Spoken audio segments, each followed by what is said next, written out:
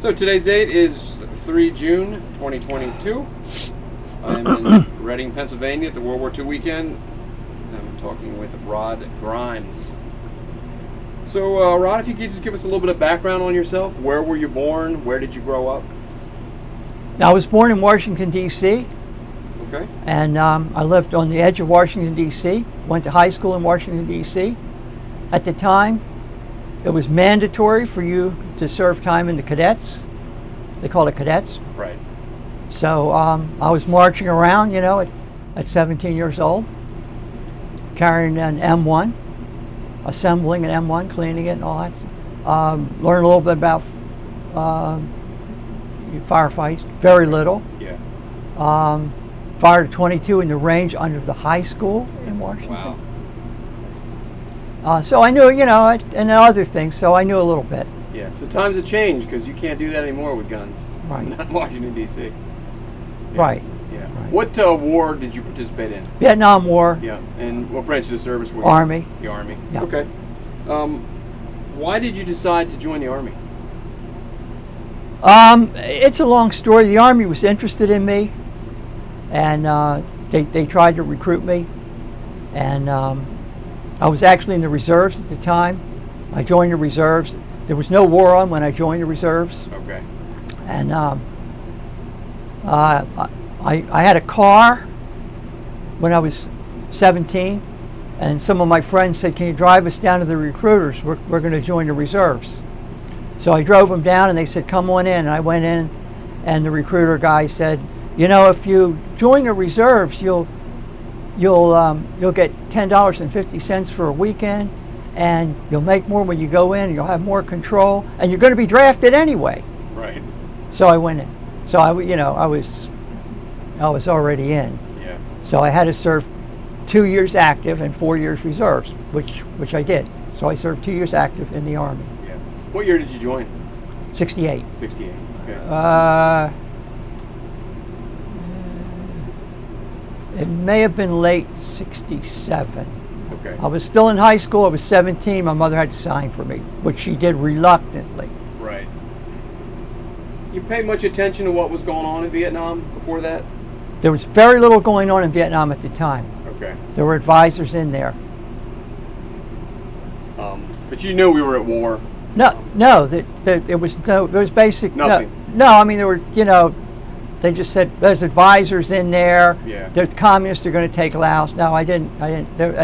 At 17, I was more worried about the Russians. Right.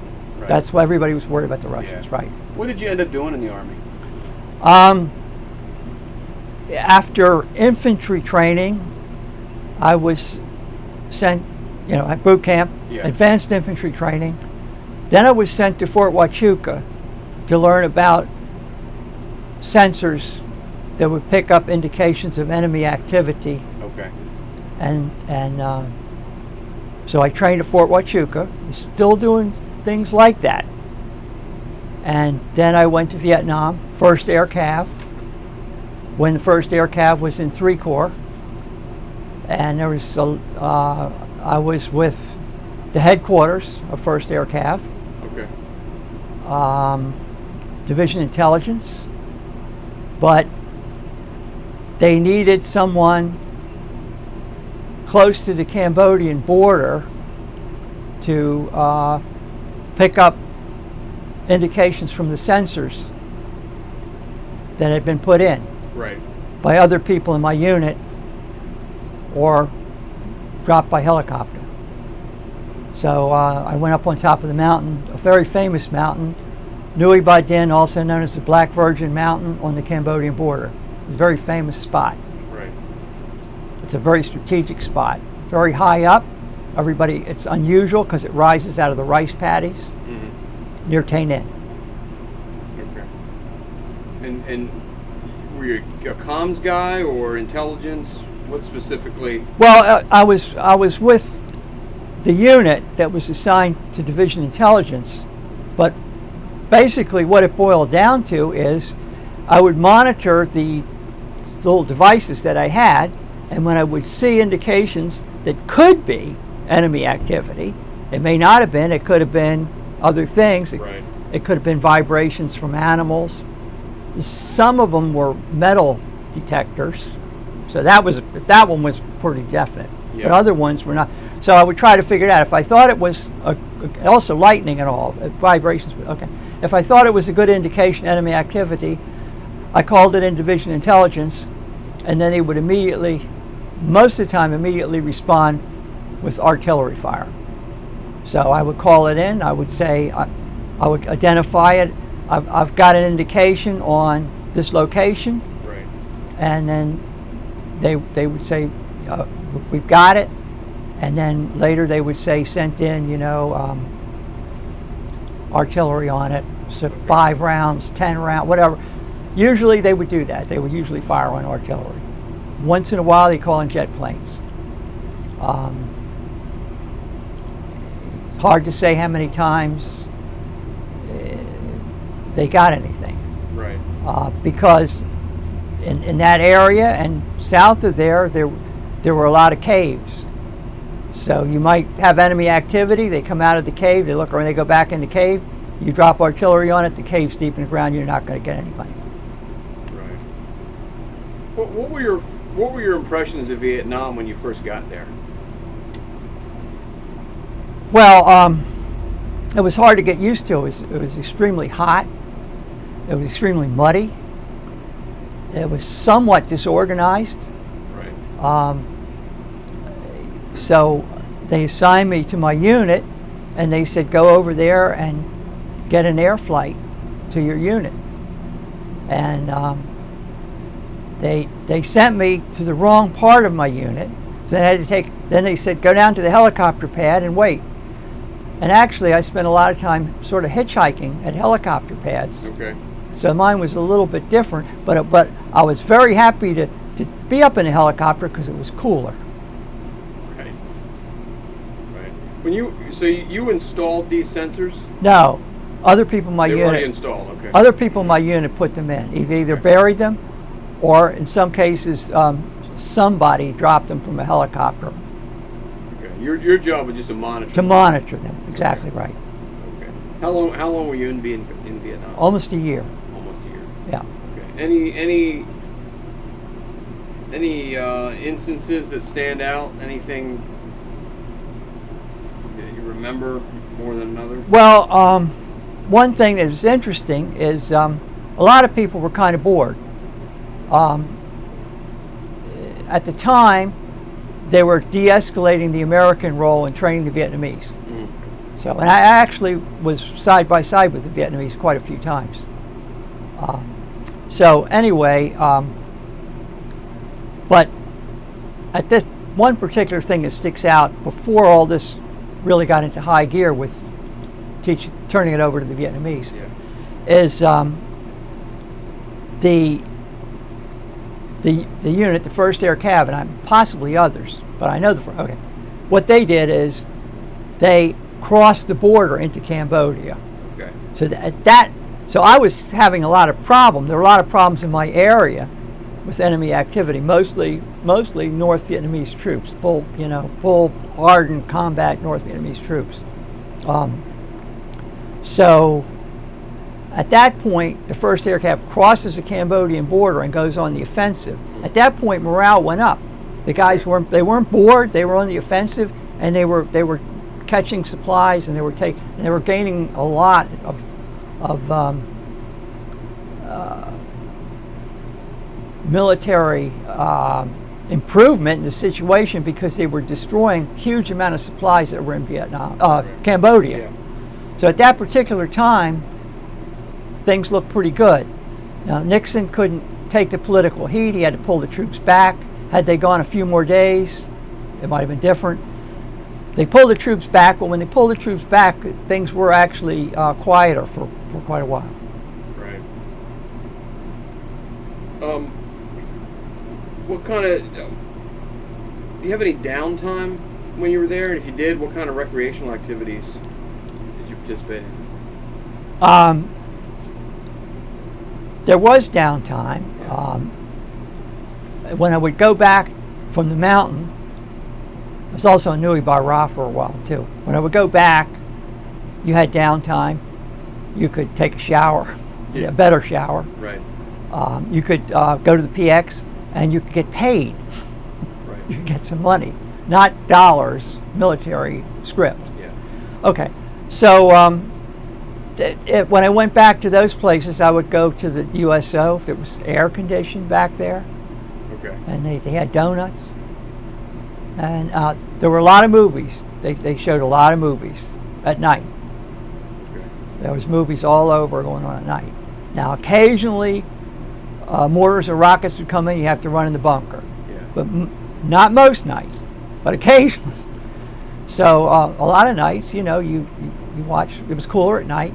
Watched movies, drank beer. You had a beer ration. I don't remember what it cost. It was real cheap if you had a ration card. Right. So many beers, so many Coke, so many cigarettes. So and then beyond the ration, you could buy beer. I believe it was 15 cents, which I don't know today's money. Yeah. It would be what, $1, Right. but it wasn't a lot. Yeah. So you drink like 3 beers, watch the movie, go back. A lot of times I slept in a bunker. Yeah. Were you when you're monitoring these sensors? Are you out in the field doing that? Or you? I was on top of the mountain. So you're actually sitting on top of this I'm mountain? sitting on top of the mountain. Okay. The mountain, has barbed wire around it. Okay. Nui Bai Ra wasn't as fortified. It was smaller. Nui Bai Din, where I spent most of the time, the famous one, the tall one, Okay. it had an infantry company to guard it. It had lots of barbed wire. And there were lots of units up there from lots of people from different units, Yeah. different divisions, because it was high up. A lot of communications require straight line. Yes. And so you could get a straight line from a lot of places if you're on top of the mountain. Plus you could see a lot. So it was strategic, and there were a lot of people from different units. So my unit had 4 people up there from 1st Air Cav. Okay. And usually one would be rotating back to get batteries and other supplies, and by hitchhiking on helicopters. Yeah. And How long are you on this mountain at a time? So you go out for a certain period of time, then you come back. Yeah, How long are you out there when you're out? maybe 3 weeks at a 3 time. weeks. Okay. 3, maybe 4 weeks, depending on things like the weather. Yeah. When the weather's bad, you couldn't get off. You were stuck. You couldn't get off. That was the around the bottom of the mountain was controlled by the North Vietnamese. Right. So you're flown in. You had to go in a helicopter. Okay. That was the only way in. Okay. Nui Bai Din, Nui Bai Ra, it was possible to walk down, but Americans didn't do that, but Yeah. you could. So you relieve another unit or another squad? No, No. my people were already up there when I went up there. Okay. So I went in, and then the term of service in Vietnam was usually 1 year, Yeah. or even sometimes a few days less, depending if you had your time and the army was close to ending, they would take you out a little bit earlier, a few days. So people were rotating in and out of there. Okay. So but when you go out there for 3 or 4 weeks, then you come back, is somebody relieving you? No, No. it was the 4 of us, and one person was usually headed back. Gotcha. So there's like 3 there all the time, and one, so another one would come, and then another one would leave. How long would you stay away? How long would you leave before you had to come back? It varied, because if the weather turned bad, you could have trouble getting back. Okay. Also, everybody got an R&R Yes. for 5 days, but to start the 5 days, you had to go back to the rear. Yeah. So from there, first you had to get off the mountain. So that meant to get a helicopter, usually going down to Tay Ninh. Yeah. And then from Tay Ninh, you had to get another aircraft back to division, to the 1st Air Cav Okay. division headquarters, and then another one to where you would actually get on the plane and go for the R&R, which would Okay. be Bangkok or Hawaii or Sydney, Gotcha. Kuala Lumpur. Right. Okay. Did you go to any of those places for R&R? I went to Taiwan for Okay. R&R, and I was actually wounded back at division headquarters by a mortar round that came directly down on me when I was in the open, and I was slightly wounded with shrapnel, blown up. Where were you when this happened? Were you out Division on the mountain? first Air Cav Division headquarters. Okay, so you were not on the mountain. You were down. I was down there in the safer place. Yeah. Right. I was in a safer place. So And this is one of those mortar attacks that you mentioned. That occasionally they would yeah, attack just you. occasionally. But this one's sometimes you had warning. This one came a little earlier in the evening, no warning, Right. and so I took a hit, and I had to go back to the hospital and have the shrapnel removed. Okay. And while I'm in the hospital, my captain came in and he says, "Anything I could do for you?" I said, "Well, you know, I have leave time, and I appreciate if I could get some leave after this." Right. So then I got 5 days in Hawaii. Okay. Where were you wounded? Shrapnel in the ankle, Okay. and some whizzed around me out of their Yeah. thing. You know, Where were you when when the mortar round hit? I was outside of our unit, living quarters, Okay. which was a shed with a tin roof, and then bunkers actually inside the shed with sandbags and some metal reinforcement. Okay. And you were, and was there any warning to it, or did No, there's no warning. Yeah. I'm there, and boom. And Okay. so I run to try to get into the bunker, and then another mortar came through the roof. Oh, is that the one that you were wounded when it came through You the know, roof? I don't remember. Okay. I'm not sure. What, Gotcha. you know, Probably I a lot of really chaos at the time. there was a lot of people were hurt, Right. so I was more concerned with other people. Yeah. And then they said to me, "Well, you know, you're bleeding a lot. You got to go back." "No, I'm okay. I can do stuff." "No, you're bleeding. You got to go back." So I went Okay. back. Okay. And how long were you laid up for? Just any time in the hospital? or- I maybe 4 days. Okay. And then you took leave. No, then I went back to my unit. Okay. So because when I was hit, I was, you know, it was nighttime and it was real hot. So all I had on, I had a t-shirt, shorts. I don't think I had a wallet. I don't think I had glasses. So I want to get back to my Yeah. unit to get some stuff. Right. Right. So I normally ask people what the most significant event or memorable event was, and that would probably be it for you, being wounded. Or was there something else that stands out? Well, I think what stands out is when the Americans went into Cambodia, Okay. because that was a game changer, Yeah. potentially. And that had been a problem, you know, because you're trying to fight a war, and the other American units would see North Vietnamese regulars just across the border, standing around, you know, and sometimes they would come across and raid and go back. Other times they would just wait till they're ready and they would come across big time. Okay. So that was a game changer. Now, of course, they weren't supposed to, but you know, they did send some people over, you know, in their not major units like Rangers and such. Right. So Vietnam was not a popular war. No, not popular. Were you aware of what was going on in the United States while you were Yes. there, the protests? And Yes. Yeah. Yes. Have any effect on you guys over there, or was it just something that you pretty much had to ignore? No, it definitely had an effect. I mean, morale was not real good anyway. Right. Most of the time. Yeah. But like I said, occasionally morale would get better when things would go better, and it was ups and downs to it. It wasn't like it was you were constantly in trouble. Right. Like I said, after the U.S. went into Cambodia big time, I thought, okay, we're good. Yeah. We're good now. Right. Were you able to keep in contact with family? Oh yeah, yeah. You wrote letters, Yeah. and also very popular. People used the little cassette tapes, the little cassettes you would snap in, Okay. which I had that. And I would make tapes and send them back. So you would just talk into the tape and then Send it back. to them. Okay. Right, and we took a lot of pictures. There were a lot of pictures taken. Yeah. You still have any of that stuff? Yes, I have. You do. Yes, I have. I have a lot of the pictures. Yes. Good. There's a lot of. You talked about morale, not always that great.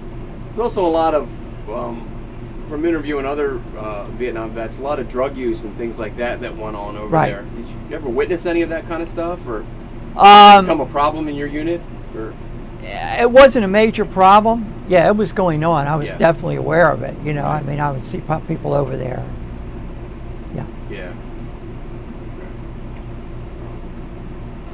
But my unit was a little different. You know, it wasn't an infantry unit. yeah, The infantry units, you know, the guys would be just really, they would sometimes they would be out there for 10 days straight, and even when you're not having contact, you're being eaten up by mosquitoes. Right. You've got snakes, and there's booby traps. So I mean, and they would come in, they just covered with mud and such, and they would just take off their uniforms and throw them away. And I mean, they were in bad shape. So yeah, in those units, it was much more of a problem. yeah. Because it sounds like it was a miserable existence for a lot of those guys. For the infantry, Yeah. whereas people in the rear, back in the rear, some of the people had air conditioning, Yeah, and they could go and to bars and such. yeah, And of course, there were a lot of clubs there. You had enlisted clubs, you had NCO clubs, officer clubs. So right. if you were in the rear, it might not be too bad. And there were lots of people in supply. That was part of the problem. They thought that if they had gave you a lot of supply, if we can give you Cokes, if we can give you beer, we can give you cigarettes, we give you cigars, give you free soap and all, you'll be happy. So they made a big effort. And there was a lot of, they spent a lot of effort was going into the supply. Yeah, I don't know the numbers, but it was not a high percentage that were actually on the front lines. Right. Maybe, depending on how you define the front lines, yeah, maybe 20% or 25% of all the people there. right. Now, of course, you got to have people in the rear. You got to have nurses. Yes. You got to have Air Force people, and but it was a lot of people in the rear. And there were a lot of people, spent just loading supplies. So he said, it's boring. All I'm doing, I'm just loading supplies. Once in, sometimes at night they'd have to run to the bunker. But some places it wasn't that common Right. for rockets to come in. Yeah. Tell us about your homecoming.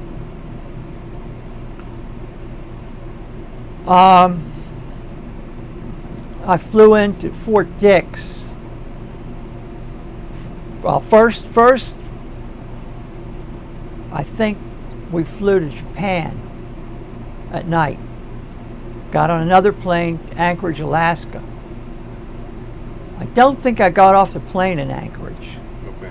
Then from Anchorage, it went to Fort Dix, and and then I landed, and they said, okay, you're entitled to a steak dinner, but you just want to hurry up and get out of the Army because you guys, your time is almost up. You've only got a few days left in the Army. Said we're going to let you go early because there's no reason to reassign you. Right. So they said, you can vote. You want the steak dinner or you want to get out of the Army? Everybody wanted to get out of the Army earlier. So they processed us out. I got a limo to the Philly airport with the other guys, went to Philly airport. And my family met me at National Airport, drove me home. I had been making car payments. I had a car there. Right. And so I'm back, and I thought, this is really great. I can get in that car. I can do what I want to do. So you didn't fly into San Francisco? Right? No, going out. I went out from San Francisco. Right. You didn't have to deal with any of the protesting and any of the negativity that a lot of vets. No, I didn't see any of that. Yeah. I didn't see any of that. But there was a lot. Yeah. But I didn't see it. I was aware of it, but I didn't. Right. Did you have any issues after you had already gotten out? People that knew that you had been to Vietnam? No. Nothing. You didn't experience any of that. Well, negativity. I may have, because it was a little hard for me to get a job. Right. And you don't know why you're not getting the job. Right. Yeah. So I think that, but I mean,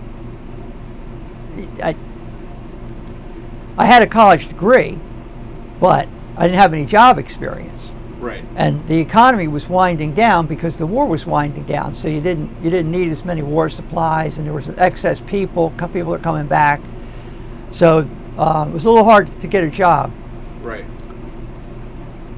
So but nobody confronted me or anything like that. But there was that. Right. At different places.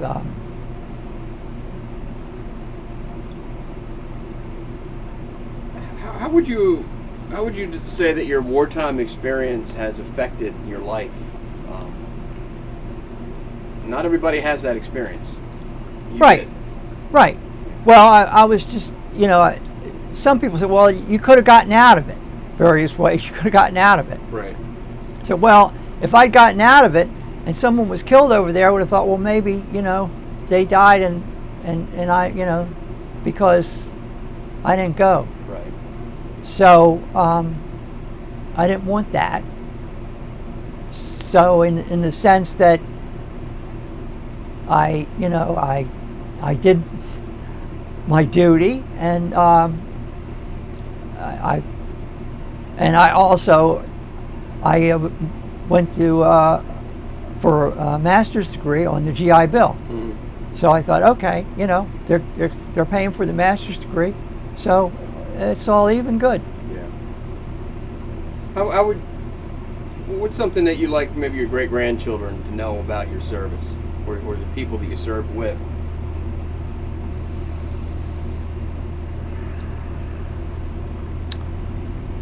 Well, I will just say I don't think there was a lot of difference between that war and any other war. I've studied a lot of military history. I minored in history in college. Right. And people that are kind of on the front lines, kind of in the infantry, it's sort of the same. You have different feelings. When you're winning, you're happy. When conditions are bad, such as weather and supplies, you're unhappy. And it's something completely different. It's a completely different experience than war is. But it's very difficult to somebody that's in a war, in a combat situation, and because a lot of people come back fast. And in many cases, they're out of the service when they come back. Mm-hmm. Or in other cases, they have like a desk job or something like that. Yeah. But I mean, whether they come back from Afghanistan or wherever, to come back from a war zone, a lot of times you're in the war zone and 3 days later you're back, and it's like it's different. Now in Vietnam, they had the phrase like, "What are you going to do when you get back in the world?" What are you going to do after you get on the Freedom Bird that flies you back? It was like we knew. You knew that life was. I mean, Hawaii life was normal. Most people are not affected. It was in the news, but most people. So back there it's normal. Here, it's like a movie. It's like a movie. It's like a bad. Yeah. It's like the bad combat parts from a movie. Yeah. Now, the movies kind of exaggerate that like a lot of them are about infantry, right? Yeah. They kind of exaggerate it because most units, you're not in combat all the time like that. Yeah. But the combat part, in a lot of movies, it's kind of realistic. It's not good. And you got some people kind of hold back. Other people charge forward. So you learn, but most people will charge forward. Yeah. And they'll risk their lives for their buddies. Yeah. So. Yes. One of the reasons that we do this is because we want to capture your story, and hopefully somebody 100 years from now will see it and learn something. Hopefully. Is there anything you'd like to send that person that might be watching this 100 years from now? Well, just generally about history, it was true for me in Vietnam, but it's true anybody that's in history. Right. You don't know what's going to happen next. You know, I sort of thought we would win the war. You know, I mean, they were turning a lot of supplies over to the Vietnamese, so I sort of thought, well, it's going to work. Then, as I started to follow the news, that this is not going to end well. This is not, you know. But I guess the thing is, anybody that's studying history, you have to realize the people that are in it, they don't know what's going to happen next, and it's a completely different experience because you don't know. It's a lot different. Just like now, we don't know what's going to happen next. You know, there's a war on in Europe. U.S. could be more involved than just sending supplies and advisors. You know, you don't know. Because you have the benefit of hindsight when you're looking back on it, that you don't have when you're in it. Right. Yeah. Right. I didn't know a lot. I mean, the village that was next to First Air Cav when I was in it, which was the latter part of the time, was Phuc Vinh. That was a pro-Western village, but I didn't know that. I didn't go there that much. I think 1 or 2 times, but nobody told me that that village is okay. You didn't know much. You didn't. Right. You didn't know, nobody, not too many people knew the grand strategy. You guys were flown in on Hueys? Is that what you, most of the time. Any incidents during the getting flown in or floating out, or was it pretty much incident free? Well, no, there were incidents. Getting shot at and. You could be shot at, but if you're high up, you wouldn't know it. Yeah. So no, I wasn't knowledgeable that I was being shot. I probably was shot at, but if you're high up, you didn't, no, it was the Hueys didn't hold very much, and they were open on the sides, generally speaking. So you're looking down, and you're bouncing around, and so one time I get on and I go for the seat belt, and there's only half a seat belt, so. But no, there were. And one time I got on, and the pilot says, "Well, we're really overloaded, but I didn't want to leave you behind." So I would say that the Huey pilots, I would say, were real heroes.